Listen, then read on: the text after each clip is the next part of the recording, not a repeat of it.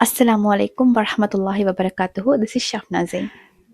நாங்கள் தொடர்ச்சியாக husband and ஒய்ஃபுக்கு இடையிலான ரிலேஷன்ஷிப்பை எப்படி ஹெல்த்தியாக மெயின்டைன் பண்ணுறதுன்ற விஷயத்த பேசிட்டு வரேன். நாங்கள் இன்றைக்கி பார்க்க போகிற தலைப்பு வந்து ஹஸ்பண்டை உள்ளத்தை ஒரு ஒய்ஃபாக எப்படி நாங்கள் கவர்றது, என்ன விஷயங்களை செஞ்சால் ஒரு ஹஸ்பண்டை உள்ளத்தை நாங்கள் வெற்றி கொள்ளலாம் என்ற விஷயத்தை தான் பார்க்க போகிறோம். அதில் முக்கியமாக 2 விஷயங்களை பற்றி நாங்கள் பேச போகிறோம். அதில் முதலாவது ரெஸ்பெக்ட், அப்படின்னா மதிக்கிறது.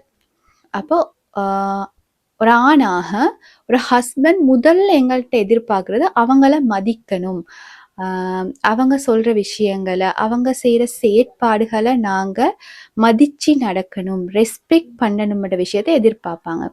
அப்போ உதாரணமாக சொல்லுங்கள், இப்போ அவங்க வேலைக்கு போய் வராங்க, திங்ஸ் வீட்டுக்கு எடுத்துகிட்டு வராங்க, எங்களை நல்லா கவனிக்கிறாங்க, இந்த எல்லா விஷயத்தையும் மொத்தமாக நாங்கள் வந்து மதித்து நடக்கணும். அவங்க செய்கிற தியாகங்களை நாங்கள் புரிஞ்சு அதை ரெஸ்பெக்ட் பண்ணணும்ன்ற எதிர்பார்ப்பாங்க.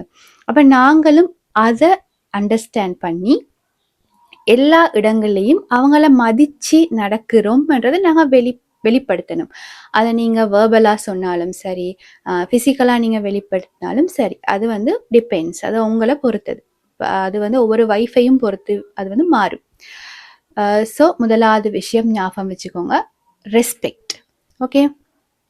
ரெண்டாவது அப்ரிசியேஷன்.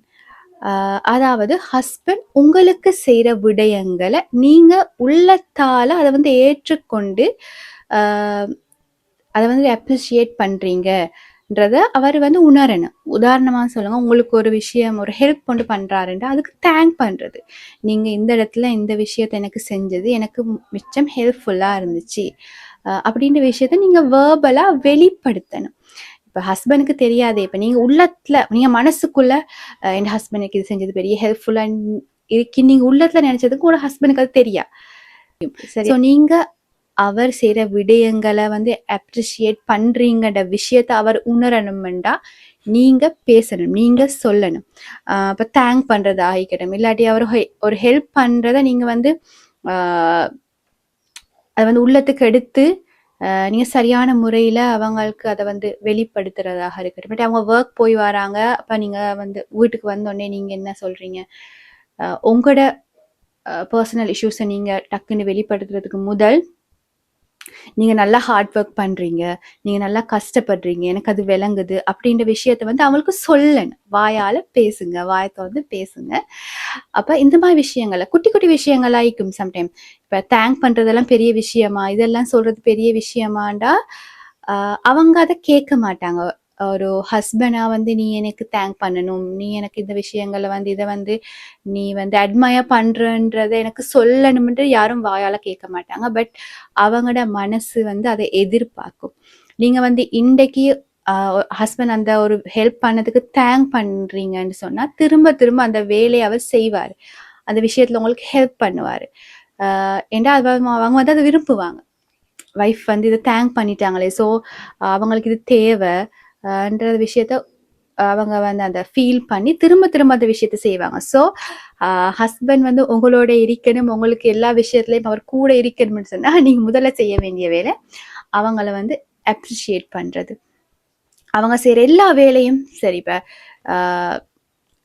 உங்களுக்கு என்னென்ன செய்கிறாங்களோ அது எல்லா விஷயத்தையும், பாசிட்டிவான எல்லா விஷயத்தையும் நீங்கள் திரும்ப சொல்லி காட்டுங்க. நீங்கள் இந்த விஷயத்த செஞ்சது எனக்கு ஹெல்ப்ஃபுல்லாக இருந்துச்சு, நீங்கள் இதை செஞ்சது எனக்கு சந்தோஷமாக இருந்துச்சு அப்படின்ற விஷயத்த நீங்கள் சொல்லுங்க, வாயால் பேசுங்க, வேர்பலாக வெளிப்படுத்துங்க. அப்போ இது 2 விஷயம், அதாவது ரெஸ்பெக்ட் அண்ட் அப்ரிசியேஷன், இது ரெண்டையுமே நீங்கள் வந்து ஹஸ்பண்டுக்கு கொடுத்தீங்கன்னா உங்களுக்கு அது 10 மடங்காக திரும்ப வரும். இப்போ நாங்கள் செய்கிறது தான் எங்களுக்கு வந்து வரும்ன்ற விஷயம் பேசிக் தானே. ஸோ நீங்கள் வந்து இது ரெண்டையுமே, இந்த ரெஸ்பெக்ட் அண்ட் அப்ரிஷியேஷன் நீங்கள் ரெண்டையுமே உங்களோட ஹஸ்பண்டுக்கு கொடுத்தீங்கன்னா உங்களுக்கும் அது திரும்ப வரும். நீங்கள் வந்து ஆசைப்படுற ஒரு லைஃப் வந்து உங்களுக்கு அமையக்கூடியதாக இருக்கும். இந்த வீடியோ வந்து பிரயோசனமாக இருந்திருக்குமே நம்புகிறேன். இன்ஷா அல்லாஹ் அடுத்த வீடியோவில் சந்திக்கிறேன். ஜஸாக்குமுல்லாஹ் ஹைரா. This is Shafna Jain.